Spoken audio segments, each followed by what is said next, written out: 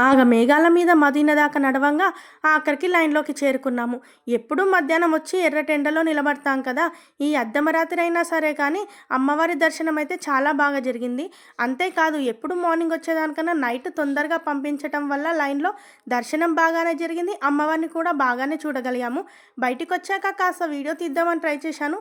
ఈ గుంపులో మనమంత గొప్పగా వీడియో తీసేటట్టు లేంలే అని ఇంకా పక్కకొచ్చేశాను. చుట్టూ చూసి షాకయ్యాను. ఇంతమంది జనాలా అని.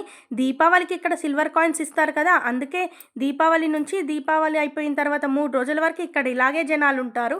ఎందుకంటే 3 డేస్ వరకు ఇక్కడ సిల్వర్ కాయిన్స్ ఇస్తారు. అందుకేనేమో దీపావళి రోజు ఇంతమంది జనాలొస్తారు. ఇక ఈ ఇయర్‌తో నా దగ్గరైతే ఒక 15 కాయిన్‌లయితే జమయ్యాయి. మీకోసమని కష్టపడి మరీ నైట్ పూట ఇంత వీడియో తీశాను కదా! ఒక లైక్ ఇయ్యకపోతే అస్సలు బావుండదు. అడగందే అమ్మాయిని అన్నం పెట్టదు అంటారు.